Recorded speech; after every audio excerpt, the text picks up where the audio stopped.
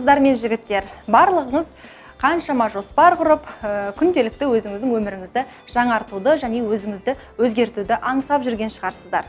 Олай болса сіздерге 100 күннің қағидасы деген керемет тақырыпта әңгіме айтқым келіп тұр. 100 күннің ішінде қалай өзгеруге болады, қалай өзіңізді дамытып, өзіңіздің білім деңгейіңізді жетілдіріп, және қалаған ойыңыздағы адамның образын қалай жасап шығуға болады. Осы тақырыптарды сізбен қазір талқылайтын боламыз. Мұқият назар аударыңыздар. Енді қыздар мен жігіттер, өзіңіз ойлап отырсаңыз, қазіргі уақытта біз өзімізге көп уәде береміз. Мынаны істеймін, ананы жасаймын, қалайда осыны орындаймын, орындамасам бүйтем, сөйтем деп уәденің астында жатқанымызды бәріміз білеміз.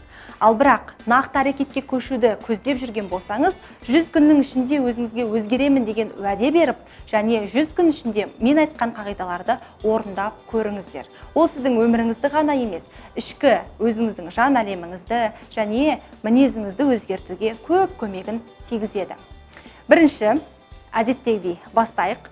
Ең алдымен әрбір күніңізге алғыс айтудан бастаңыз. Яғни кешке жақын, мысалы, ұйықтар алдында бір 10 минут қана уақытыңызды бөліңіз. 5 минут тіпті оған жеткілікті. Қолыңызға ұялы телефонды аласыз ғой. Ұялы телефонды аласыз және тек қана әлеуметтік желіде жатып оны босқа бір пайдасыз дүниеге жұмсағанша, ұялы телефонның ішінде заметки деген бізде арнайы құрылғы бар. Білесіздер, жалпы сол жерге жазуға болады. Заметкиға ішіне қандай жағдайға және өміріңіздегі қандай нәрселерге алғыс айтқыңыз келеді. Ол 10 немесе 5 немесе 8 тізімнен тұруы мүмкін да. Мен күнде өзімнің әдеттерімен бөлсейші. Мысалға, ұйықтайтын кезде қолыма ұялы телефонды аламын. Заметкиға кіремін да, пайдалы нәрсені жүзеге асыру үшін 1 деп санды қойып жазам. Денімнің сау болғанына рахмет, ата-анамның бар болғанына рахмет, ішіп жейтін тамақ, жатар орнымның бар болғанына рахмет, денсаулығым жақсы және мені осылай жаратқан Алла тағалаға шүкір, ұстазымды жолықтырғаныма рахмет, киімнің бар болғанына рахмет, мысалы, бүгін осы күніме шүкір, бүгін мынадай адаммен танысқаныма рахмет. Әртүрлі кішкентай ғана болмашы себептер тауып ала беруге болады да адам. Ол бірінші неге көмектеседі? Сіздің өміріңізде шуақты күндердің бар екендігін және рахмет айтуға тұрарлықтай көп нәрсенің бар екендігін өзіңізге еске салып тұрады. Күнде сіз 10 нәрсеге рахмет айтуды әдетке айналдырып көріңізші, оның әсері өте керемет. Күн сайын сіз мысалы айтпайсыз ғой, денсаулығыңыздың сау болғанына, аяқ қолыңыздың балғадай жұмысқа барып келіп жүргеніңізге, әр күн сайын таңды атырып, күнді батырып жүргеніңізге, мысалы, шүкір айтпайсыздар ғой көбіңіз. Рахмет айтуды ұмытып кетіп жатамыз. Қарбалас күннің бір құрсауында жүріп, әрдайым бір ойымызға тек қана негативті ойларды жинақтап алып, ренжіп деген сияқты. Жоқ, сіз жай ғана бүгінгі таңның атқаны үшін шүкір, бүгінгі ақшамын тапқаныма шүкір, бүгін өстігеніме шүкір, бүйткеніме шүкір деп сіз жазатын болсаңыз, ол сіздің қанағатшыл екеніңізді және сіздің рахмет айта біліп, алғыс айтып, Аллаға мадақ айтып жүріп, қаншама жетістікті бағындыруыңызға оның кәдімгідей үлкен көмегі бар. Сондықтан бұл ең бірінші қағида есебінде айтып отырмын. Сіз айналаңызда қаншама нәрсені байқамайсыз, бірақ ол сізге сый ретінде, тосын сый ретінде, тағдырдың тәтті тартуы ретінде беріліп тұр ғой. Сіз оны қабылдаңыз және оған рахмет айтып үйреніңіз. Бұл бірінші қағида. Екінші қағида, әр күн сайын жаңа нәрсені біліп отыруға талпыныңыз. Ол мейлі құстың атауы болсын, гүлдің атауы, жануарлардың атауы болсын, немесе бір мемлекеттің астаналары, болмаса бір мемлекеттегі қызық жағдайлар, қызық оқиғалар көп қой. Сіз соны білу арқылы, соны қарап, оқып, жаттап жүру арқылы білім деңгейіңіз өзі-ақ кеңейе береді. Сіз қалайсыз білімді болуды, сіз қалайсыз оқымысты болуды, кез келген жерде әртүрлі ортада әңгімеге кіріп кетуді ойлайсыз ғой. Демек, ол жерде сіздің ең ұтымды тұсыңыз гүлдің атауын ажырата біліп, әртүрлі тағам түрлерін қарап, түрлі жануарлардың атын біліп, біз білмейтін әлемде қаншама қызық көп, біз білмейтін қаншама нәрселер бар. Сіз күн сайын өзіңізге мақсат қойыңыз. Мен бүгін бір жаңа нәрсені білем, бір жаңа ақпарат қабылдаймын, миыма соны қондырып аламын да, оны кейін таратам деп. Демек, сіз екінші қағида, өзіңіз жаңа нәрсені үйренуге талпыныңыз. Үшінші қағида бар. Біз әрине көбінше кітап оқығымыз келеді, бірақ шетке ысырып қоямыз.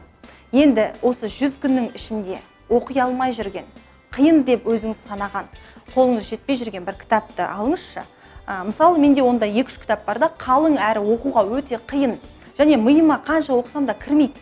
Сондай сәттер болады да, оқып отырасың, бірақ басқа нәрсе ойыңа түсіп кетеді. Оқисың, бірақ бәрібір біртүрлі түсінбейсің да ол кітапты. Себебі ол қиын, ғылыми түрде жазылған болуы мүмкін. Әртүрлі фактілер, дәлелдер көп ішінде. Ал оны миға қондырып алу үшін сіз 100 күннің ішінде мен осы кітапты кәдімгідей оқып, бүге-шүгесіне дейін талқылап, әрбір бөлімін қарастырып отырып, жазып, конспектлеп отырып, осы кітапты оқып бітірем деп мақсат қойыңызшы. Сіз 100 күннің ішінде ол былай уақыт, ол өте көп. 100 күннің ішінде сіз сол кітапты күнде құшақтап жатыңыз, күнде құшақтап жұмысқа алып келіңіз, автобуста қараңыз, аялдамада қараңыз, бос болып қалдыңыз ба, кітапты ашып жіберіңіз, кептелісте тұрсыз ба, тағы кітапты ашып қараңыз. Мысалы, оны сіз қалай да алып, оқи алмай жүрген кітабыңызды 100 күннің ішінде әдемілеп отырып, тіпті жаттап алу қабілетіне дейін жеткізіп, талқылап, оқып бітіруіңізге болады. Бұл 3-ші қағида. 4-ші қағида. Біз ақша жинамаймыз, депозитке ақша салу керек дейміз, бірақ көбінше ұмытып кетеміз, немесе жаратып қоямыз. Ол ішкі өзіміздің көңіл қалауымыздан ешқашан бас тартпай, ақшаны қалай болса оң сол шашып жүру біздің әдетімізге айналып кеткен. Үнемдей алмай жатамыз, иә? Бірақ ақша жинау ол ең табысқа жеткісі келетін адамның қолынан келетін іс.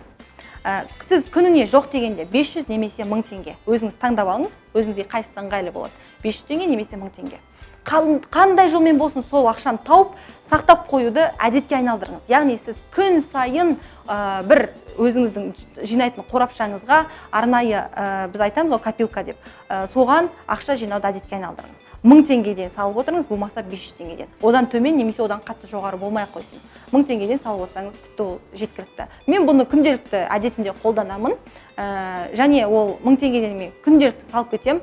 Қалайда, егер 1000 теңгең жоқ болған күн өзінде бір 1000 теңге тауып алуға тырысу керек, бір амал әрекет жасау керек, бірдеңкені сатып көріңіз сол күні, сол ақшаны табу керек. Өзіңізге белгіленген сумманы тауып, сіз сол жерге салып қою керексіз. Бұл әдет сізде қалыптасатын болса, сіз ақша жинауды үйренесіз, ол ақша сізге ертең көп пайда алып келеді. Қажетіңізге жаратып білетін боласыз.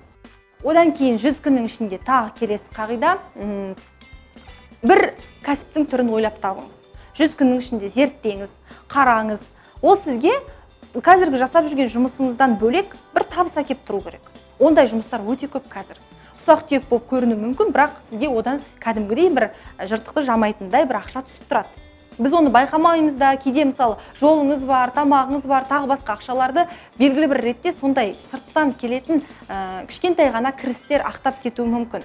Сондықтан өміріңізге бір өзіндік үнемі ақша түсіп тұратын бір кішкентай кәсіп көзін ойлап табыңыз да, 100 күннің ішінде соны дамытып, сізге арнайы бір ақша әкеп тұратындай дәрежеге жеткізіңіз.